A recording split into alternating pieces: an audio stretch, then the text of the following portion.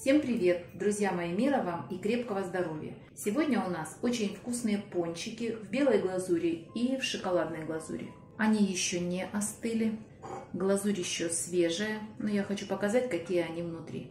Посмотрите, какое тесто замечательное. Вот такие очень мягкие, вкусные и воздушные. Поехали готовить!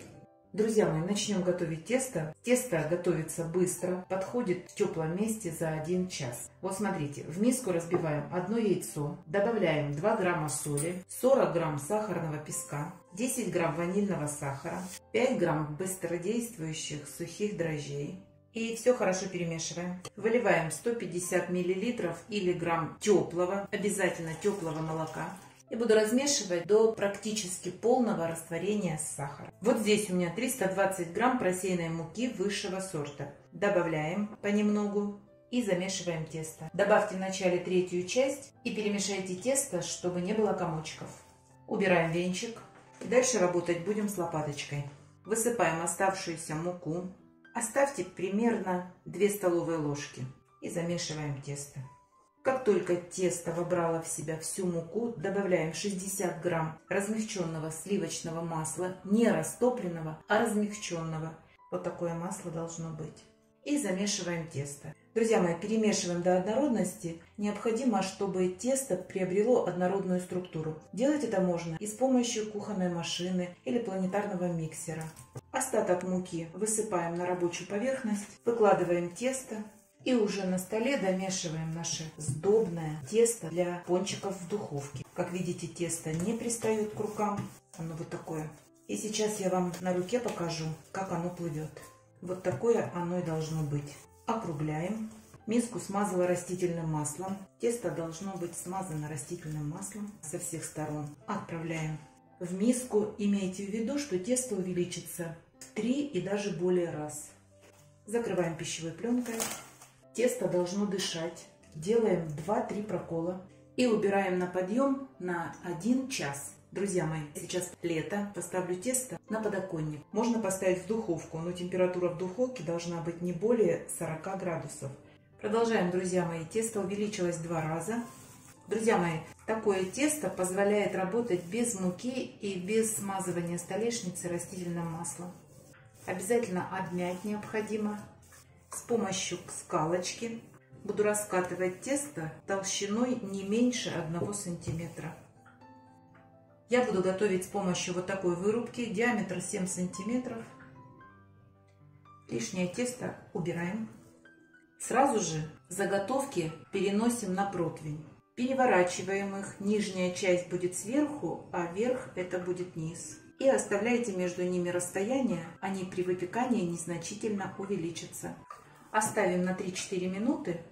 За это время я раскатаю несколько колечек и попробую приготовить в форме для пончиков.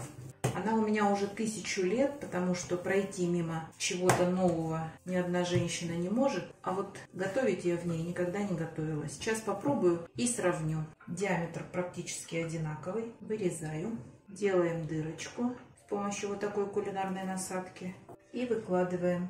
Ничем не смазываем, потому что у нас и так достаточно жирное тесто. Закрываю, оставлю на подъем буквально на 5-7 минут. И займусь следующими. Немного поправлю. Пончики наши незначительно увеличились. И теперь с помощью кулинарной насадки я буду делать углубления, придавая им форму пончика. Из остатков теста у нас получится еще 2 пончика. Друзья мои, как видите, пончики хорошо увеличиваются, дрожжи работают, тесто поднимается. Сейчас оставлю еще на 3-4 минуты, а затем отправлю в духовку, разогретую до 190 градусов, время выпекания 15-20 минут. Как только верх подрумянится и внизу появится легкий колер, пончики готовы. Друзья мои, пончики готовы. Выпекались при 190 градусах 20 минут, только низ подогрев. Вот эти пончики из формочки, маленькие, необычные, мне понравились. А вот эти, которые я формировала руками с помощью вырубки. Посмотрите, какое тесто. Очень вкусное тесто, не сомневайтесь. Сейчас я буду делать глазурь. Для белковой глазури 15 грамм белка и 80 грамм сахарной пудры. Для шоколадной глазури 30 грамм сливочного масла, 30 грамм сметаны, 30 грамм сахарного песка и 15 грамм какао-порошка. Сейчас это все надо разогреть. Все разогреваем на умеренном огне и лучше всего перемешивать венчиком. Как только масса растворится и начнет закипать, выключаем. Все, этого достаточно, не передерживайте, иначе начнет какао горчить. Друзья мои, шоколадная глазурь очень быстро застывает, а поэтому не ждем и сразу же обмакиваем пончики. И пока шоколад не застыл, сразу присыпаем посыпкой. Чтобы посыпка вся не высыпалась, отрезайте только уголочек. И тогда вы ничего не засыпете, а попадете в самый раз. Вот такие шоколадные пончики у нас получаются. Сейчас начнем готовить белковые. Вот здесь у меня 15 грамм белка. Добавляем 80 грамм сахарной пудры.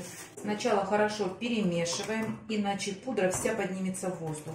А дальше взбиваем миксером в течение 3 минут. Друзья мои, получается вот такая базовая белковая глазурь. В холодильнике она может стоять несколько дней. Единственное условие — прикрыть пищевой пленкой, чтобы не заветрилась. Добавляем чайную ложку воды, кипяченой, охлажденной, и буквально щепотку лимонной кислоты. И перемешиваем. Доводим массу до состояния, когда она будет похожа на густые сливки, чтобы мы могли покрывать этой глазурью белковой наши пончики. Вот посмотрите. Добавляйте столько воды, чтобы она у вас получилась в консистенции вот такой, и когда она льется, ненадолго остается след. А дальше все просто. Опускаем пончик, сейчас лишняя глазурь сойдет, и повторяем с каждым так. Если очень густая глазурь, можете еще разбавить. Друзья мои, вот такое количество пончиков получается. Если нравится, мы будем очень рады. И не забывайте подписываться на наш с Петровичем канал. Пока-пока!